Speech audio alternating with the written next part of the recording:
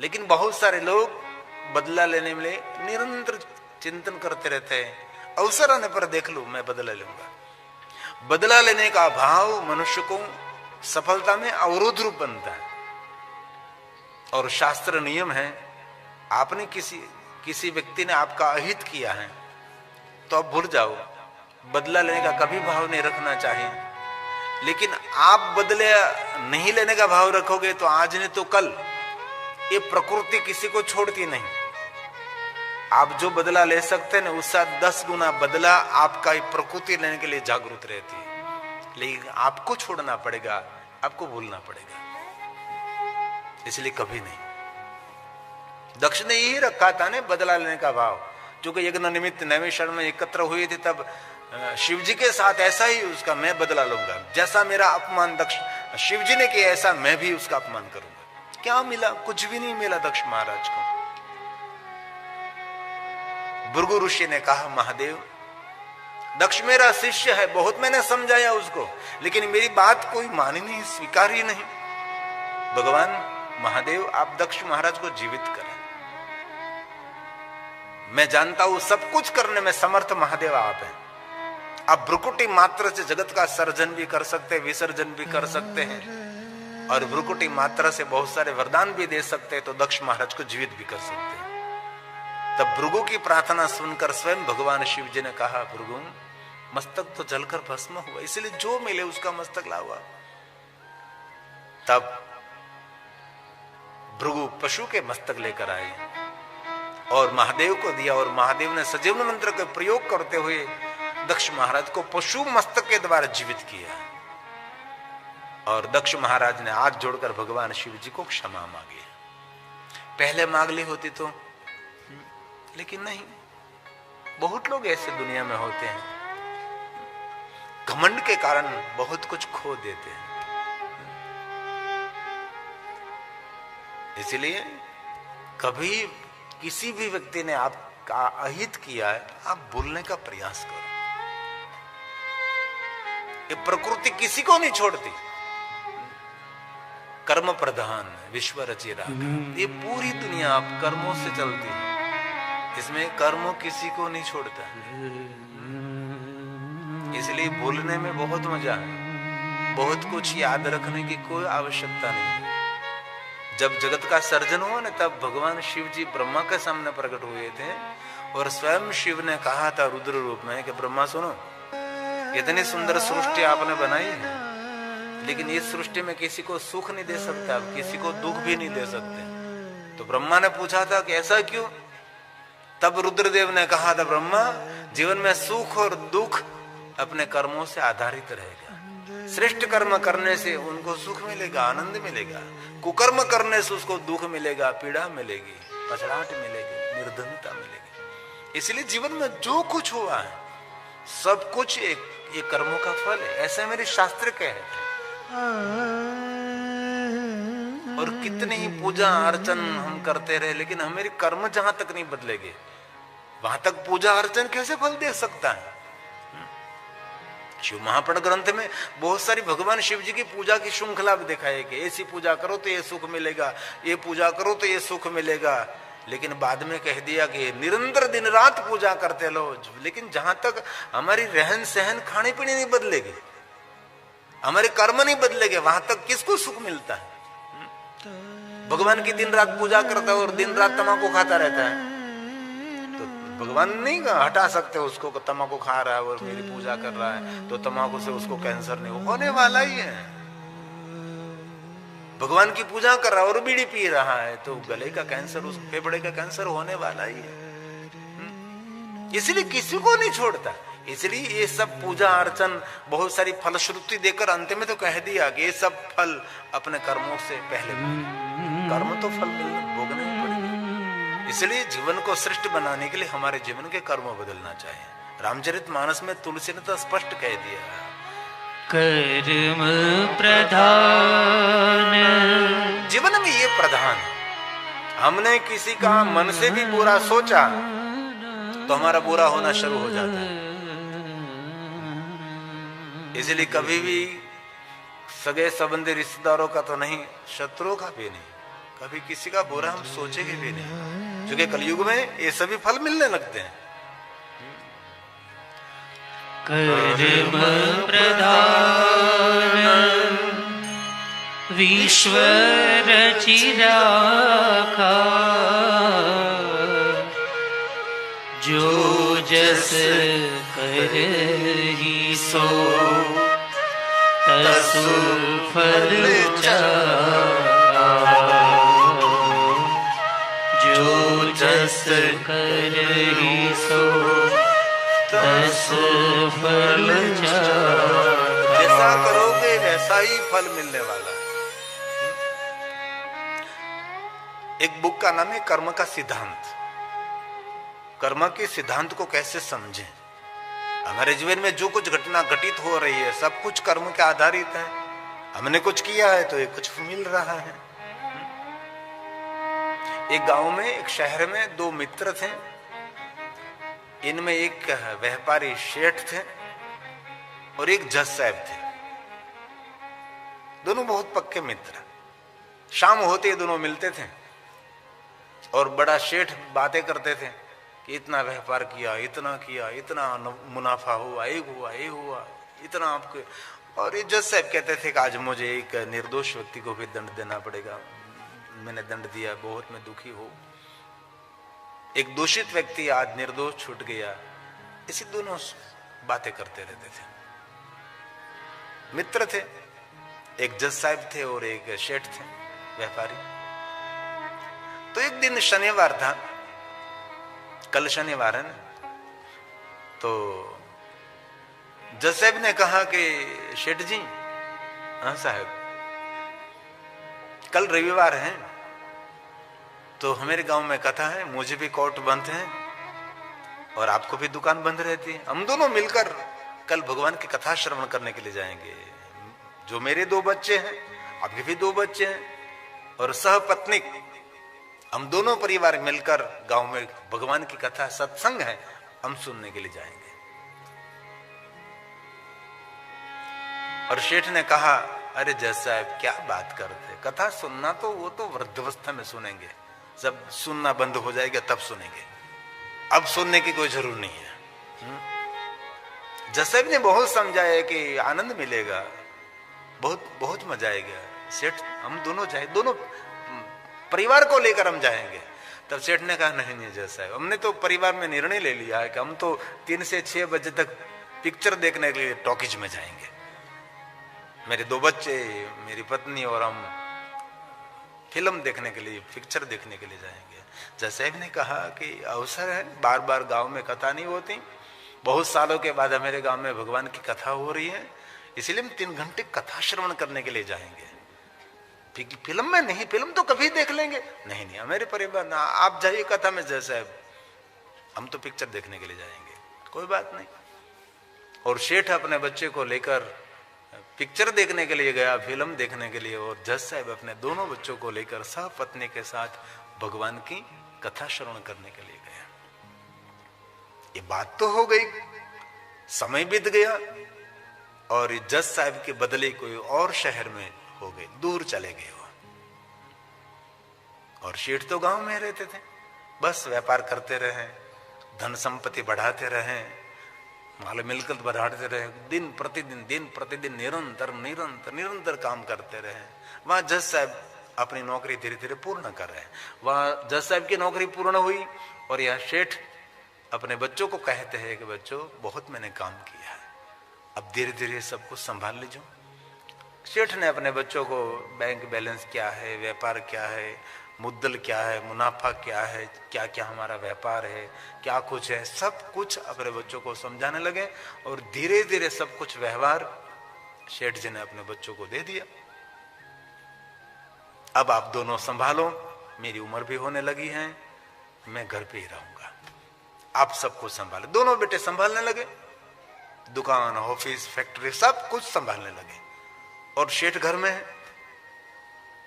और शेठ कभी घर में रही नहीं थी, इसलिए घड़की यहां बैठते, घड़की यहां बैठते, घड़की यहां बैठते हैं। शाम होते ही शेठ के दोनों बच्चे आए और अपने अपने पत्नी को शिकायत करने लगी कि आपके पिताजी कहीं बाहर जाते नहीं, पूरे दिन घर में रहते हैं, कभी इस सोफे पर बैठते, कभी इस सोफे पर बैठते, कभी इस सोफे पर बैठते। हम लोगों को घर का काम करना है और काम करने में अड़चन रूप हो रही है। इसलिए आपके पिताजी को कहो मंदिर में बैठकर माला करें। दोनों बच्चों ने सुंदर माला ले आई। पिताजी को कहो, लो पिताजी माला, मंदिर में बैठकर माला करते रहो। ये लोगों को घर का काम करना है, कभी आप सोफे पर बैठते, कभी यहां बैठते, यहां बैठते, घर काम करने में थोड़ी अड़चन रहती है, आप मंदिर में बैठिए। दोनों बच्चों ने मिलकर पिताजी को माला पकड़ाई। अब जीवन में कभी माला पकड़ी नहीं थी उसने, मंदिर में बिठाया।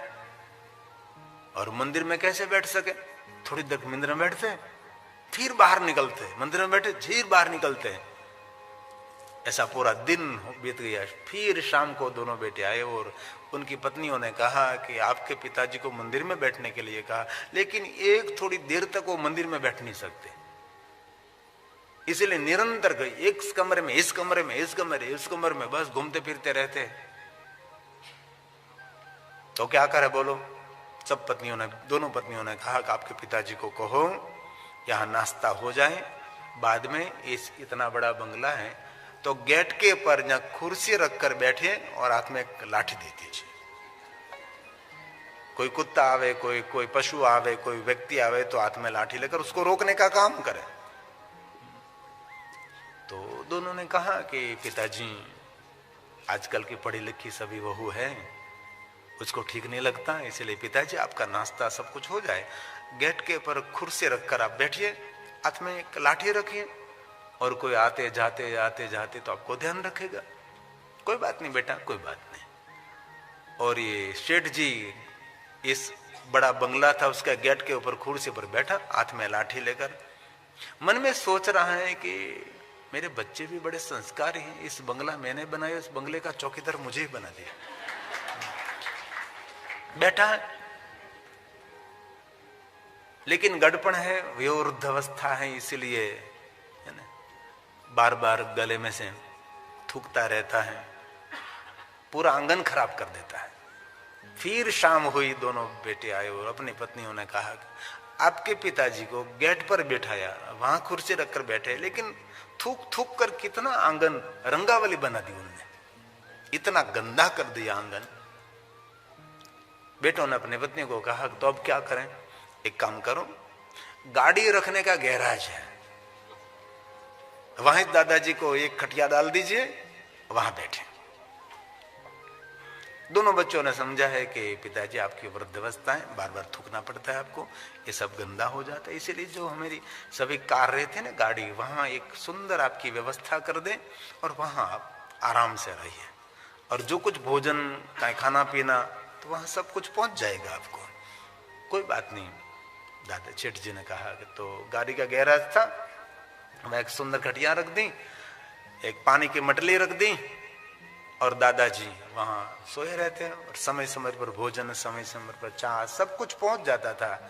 लेकिन ये सब कुछ थोड़े दिनों तक चला, बाद में धीरे धीरे बच्चे सभी बड़े होने लगे, छोटे छोटे, उसको स्कूल भेजना, ट्यूशन भेजना, सब कामकाज घर का बढ़ने लगे सभी बहू को, और कभी कभी दादाजी को भोजन देना भी भूल जाते थे, कभी कभी पानी देना भूल जाते थे, कभी कभी चाय देना भूल जाते थे। सेठ भूख और प्यास से वृद्धावस्था बढ़ रही है और दुखी दुखी हो गया, मन में सोच रहा है कि अब मैं करूं तो करूं क्या। समय बीतने लगा और वहां सेठ, यहां सेठ और वहां जज साहब रिटायर्ड हो गए, और जज साहब ने एक दिन कहा दोनों बेटों को, बेटा एक मेरा पुराना मित्र है, उनको मिलने का एक मन कर रहा है। पहले मैं बहुत समय पहले एक शहर में मैं वहां नौकरी कर रहा था, वहां हमारे एक परम मित्र था, बहुत बड़ा सेठ है, बहुत बड़ा धनपति सेठ है, बेटा उसको मिलने का मन कर रहा है। दोनों बेटे ने कहा पिताजी हम साथ आएंगे और आपके मित्र को मिलेंगे, हमको भी मिलने का अवसर मिलेगा। सुंदर कार तैयार की, पिताजी को तैयार किया, और दोनों वहुओं ने कहा कि पिताजी के इतने घनिष्ठ मित्र है, इतना पुराना मित्र है, तो आप दोनों भाई जा रहे, तो हम दोनों क्यों नहीं आवे, हम भी आपका साथ आएंगे। दोनों पुत्रवधू, दोनों बेटा और जज साहब सुंदर कार लेकर, पुराने सेठ बहुत पहले के मित्र थे, पूछते पूछते वहां पहुंचे, बड़ा बंगला था, बड़ा गेट था, गेट पर पूछा कि ये शेठ का घर, ये मेरा मित्र शेठ नाम दिया तो कि यही घर है। अंदर प्रवेश किया, जज साहब ने आवाज लगाई शेठ, पर कोई ने आवाज नहीं दी, कोई ने जवाब नहीं दिया। और बार बार पूछने से अंदर से आवाज आई कि शेठ को मिलना चाहते? तो कहा सामने जो कार का गैराज है ना, कार रखने के स्थान, वहां शेठ लेटे हैं, वहां मिलो। तो जज साहब तो वहां गए और 2-3 बार कहा शेठ पहचानते हो? शेठ की तो बहुत याद भी कुछ भी नहीं रहता, सब कुछ भूल चुके थे, लेकिन देख रहे हैं, याद करने का प्रयास कर रहे हैं। जज साहब ने 2-3 बार कहा शेठ बस भूल गए, इतने साल बीत गई, जरूर भूल सकते हैं, लेकिन इतनी घनिष्ठ मित्रता हमारी थी और आप मुझे भूल गए। 2-3 बार कहा तो आवाज से पहचान लिया और शेठ ने कहा अरे जज साहब आपको मिलने का आज मन कर रहा था, इसीलिए मिलने के लिए आया हो शेठ। जज साहब को देखकर शेठ इतना रोया, इतना रोया, इतना रोया। साहब दुखी हो गया, मैं बहुत दुखी हो गया। मेरा सब कुछ कारभार मैंने दोनों बेटों को सौंप दिया और सुबह में चले जाते हैं दोनों बेटे, शाम को देर से आते हैं, कभी मिलते ही नहीं मुझे बेटे।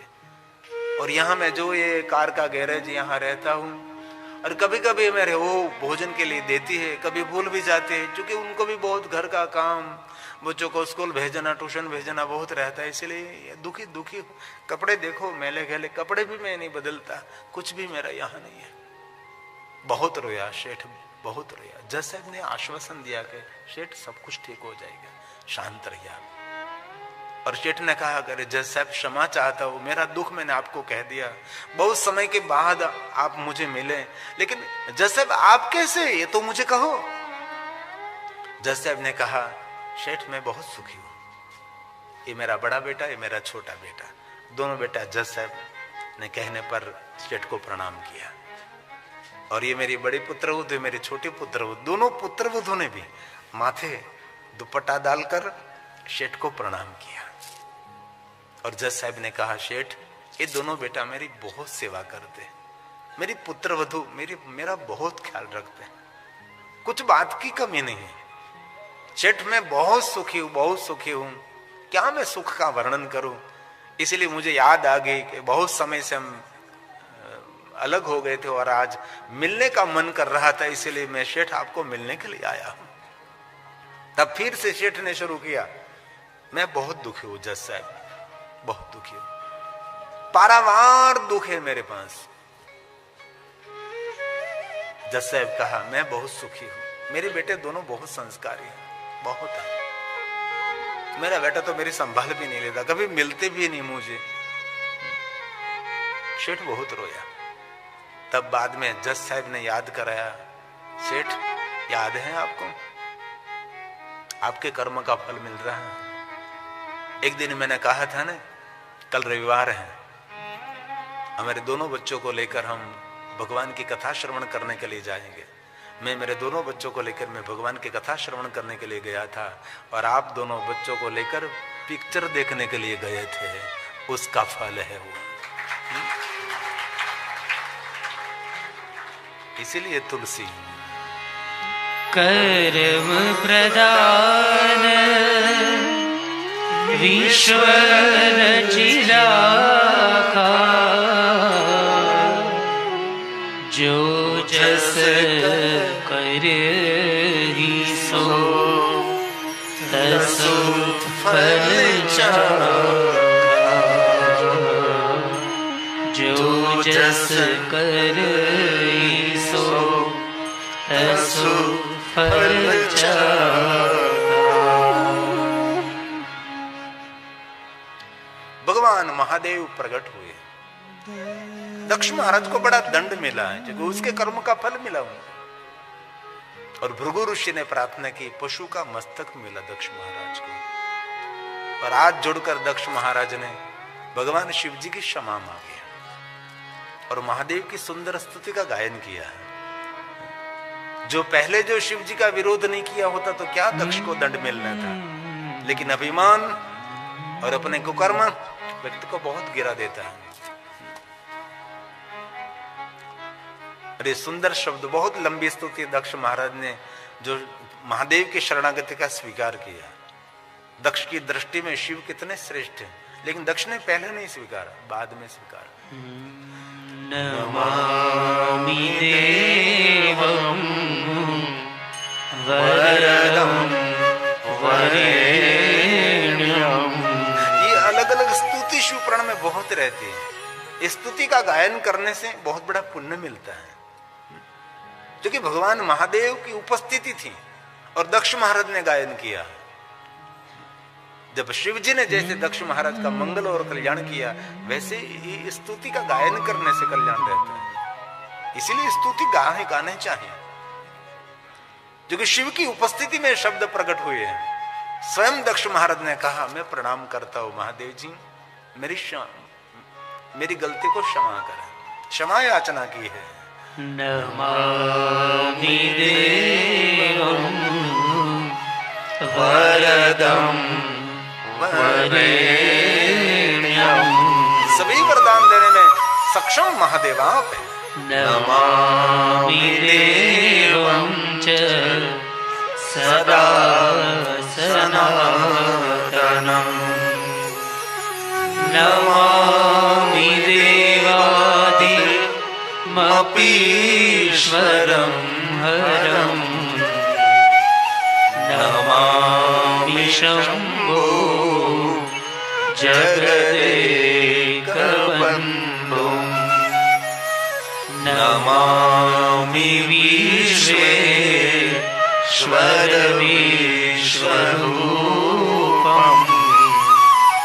सनातनं ब्रह्म निजात्मरूपम्।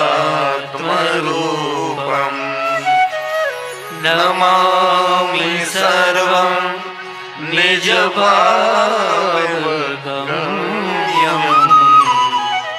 वरं वरेण्यं वरदं नतोऽस्मि। वरं वरेण्यं वरदं नतोऽस्मि। भगवान शिव जी की सुंदर स्तुति की।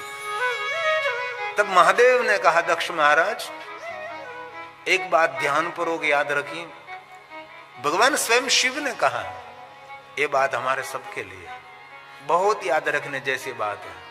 महादेव ने कहा, दक्ष महाराज जैसा वर्ताव दूसरों के साथ हम करते हैं, ऐसा वर्ताव हमारे लिए फलित होता है। इसलिए हे दक्ष महाराज, कभी ऐसा वर्ताव नहीं करना चाहिए हमारे वर्ताव से किसी को दुख हो रहा है। कभी नहीं।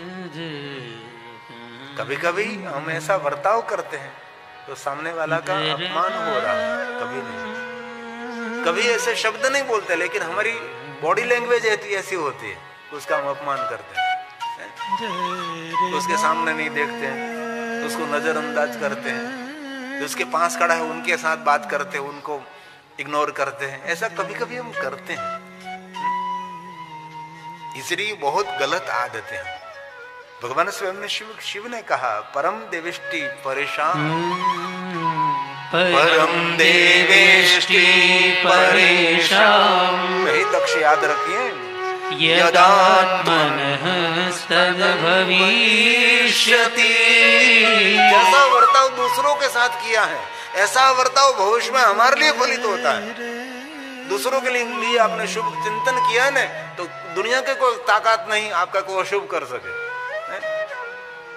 किसी के लिए आपने शुभ चिंतन किया है, भद्रम कर्णेभिः शृणुयाम, भद्र विचार अभद्र भाव, ये दुनिया को गिरा देता है। इसलिए अभद्र नहीं, भद्र भाव रखिए। भद्रम कर्णेभिः, सुंदर सुंदर सुनने का आदतें बने। सुंदर श्रवण करने से सुंदर विचारों का सर्जन होता है, सुंदर विचारों से सुंदर व्यवहार का सर्जन होता है। व्यवहार हमारे जीवन को निर्माण करते हैं। हरि ओम। भद्रम कर्णे। सभी ऋषि मुनियों ने देवताओं को कहा, हे देवता और कुछ नहीं चाहिए, बस इतनी कृपा करो, हमको कुछ ऐसा अभद्र कुछ सुनने को न मिले, अभद्र दृश्य न देखने को मिले। इसलिए हमारी कान की रक्षा करो, आंख की रक्षा। कभी आंखों से अभद्र दृश्य नहीं देखना, कभी नहीं, और कान से कभी अभद्र सुनना भी नहीं चाहिए। कोई अभद्र बात, अभद्र मतलब गंदी गंदी गंदी बात, जिनमें भद्रता नहीं है, अभद्रता, जिनमें बहुत दूषित भाव है। लेकिन इस बातों में बहुत रुचि रहती है लोगों की। किसी की अच्छी बात हो रही तो सुनने का समय नहीं, लेकिन थोड़ी सी किसी की गंदी बात हो रही तो बाद में कुकर की 3 सीटी भले ज्यादा लग जाए, कोई बात नहीं, लेकिन ये सुन लो पहले, ये पहले श्रवण करने के लिए बैठ जाओ। ये लोगों की आदत रहती है। इसीलिए ऋषि मुनियों ने कहा भद्रम कर्णेभिः शृणुयाम देवा भद्रं पश्येमाक्षभिर्जजत्रा स्थिरैरङ्गैस्तुष्ट्वा गुंसस्तनोर्व्यशे महि देवहितं यदायुः भद्रं कर्णेभिः। इसलिए भगवान महादेव ने स्वयं ने कहा, दक्ष महाराज ये मेरी बात आप याद रखिए। शिव जी ने दक्ष महाराज को सचेत किया है। परम देवेष्टि परेषां याद रखें, यदात्मनः तद्भविष्यति परेषां कलेदनं कर्म न कार्यं तत्कदाचन न कार्य तत्कदाचन। इसीलिए दक्ष महाराज आज से एक बात याद रखिए, कभी किसी के साथ ऐसा व्यवहार नहीं करना चाहिए। आपके व्यवहार से, आपके वर्ताओं से जो कुछ हो रहा है ये आपके लिए फलित होना है। कैसे दक्ष महाराज? भगवान स्वयं शिव ने कहा, जैसे कोई जल से भरा हुआ शांत सरोवर है, जहां पत्थर गिरता है वहां से तरंगों का प्रारंभ होता है और पूरे तरंग सरोवर में फैलते हैं। वैसे ही दक्ष, जो कुछ आप बोलते हैं, जो कुछ सोचते हैं, जो कुछ आपके विचारों में अस्तित्व में, सब कुछ आपसे शुरुआत होगी। इसलिए हे दक्ष, शुभ चिंतन, शुभ विचार, शुभ वाणी, शुभ वर्ताव ये व्यक्ति को श्रेष्ठ बनाता है। इसलिए ओम नमः शिवाय मंत्र महान क्यों है? ओम का अर्थ है ब्रह्म, समग्र ब्रह्मांड, अनंत कोटि ब्रह्मांड, निराकार ब्रह्म, निराकार शिव। नमः, नमस्कार करता हूं। किसी लिए नमस्कार करता हूं? पूरे विश्व का कल्याण करो शिव और शिवाय, दोनों पूरे ब्रह्मांड का कल्याण करो, पूरे ब्रह्मांड का कल्याण करो, पूरे ब्रह्मांड का कल्याण करो। पूरे ब्रह्मांड का कल्याण का भाव जो आप प्रकट करेंगे तो पहला कल्याण किसका होगा? जो चिंतन कर रहा है उसका पहले कल्याण होगा। इसलिए आप जो कुछ बोल रहे हैं, जो कुछ विचार करते हैं, जो कुछ आप कर रहे हैं, ये सब कुछ आपसे प्रारंभ होगा। इसलिए आज से गांठ बांध लीजिए, कभी दूसरों के लिए अशुभ चिंतन नहीं, कभी नहीं। शत्रुओं के लिए भी अशुभ चिंतन नहीं। ओम नमः शिवाय मंत्र इसीलिए महान है, इसमें भाव छुपा है कि पूरे ब्रह्मांड का कल्याण, पूरे ब्रह्मांड का कल्याण, पूरे ब्रह्मांड का कल्याण। इसलिए जीवन को बहुत संभाल कर रखिए आप। इसलिए ऋषि मुनियों ने सूत्र कैसा दिया? बस सबका मंगल होना चाहिए, सर्वे भवन्तु। ऐसा नहीं कहा भारतीयों का मंगल हो, ऐसा नहीं कहा सनातनियों का मंगल हो, सर्वे भवन्तु। हेलो भक्तों, राधे राधे, हर हर महादेव। भक्तों, आपका मेरे चैनल डिस्कवरी ऑफ धर्मा में स्वागत है। भक्तों, तो आपने आज इस कथा में सुना होगा, कहते हैं कि अगर हम कर्म बुरे करते हैं और पूजा करते हैं तो हम अगर ये सोचते हैं कि हमारे कर्म मिट जाएंगे पूजा करने से, तो ऐसा नहीं होता। कर्म प्रधान होता है। जो हम कर्म करेंगे वो हमें भुगतने ही पड़ेंगे, चाहे हम कितनी ही पूजा कर लें। हाँ, लेकिन पूजा करने का फल हमको अलग मिलेगा। लेकिन जो हम कर्म करते हैं उसका कर्म का फल भगवान हमें देता ही है। इसलिए हमेशा कर्म अच्छे करें, पूजा करें या न करें, लेकिन कर्म जरूर अच्छे करें। तो भक्तों, कैसी लगी आपको आज की ये कथा कमेंट बॉक्स में ज़रूर बताएं। और ऐसी कथाएं सुनने के लिए हमारे चैनल को सब्सक्राइब जरूर कीजिएगा। और ऐसी कथाएं सुनने के लिए हमारे चैनल से जुड़े रहिएगा। धन्यवाद। राधे राधे। हर हर महादेव। मिलते हैं एक नई कथा के साथ। तो जब तक के लिए राधे राधे। हर हर महादेव।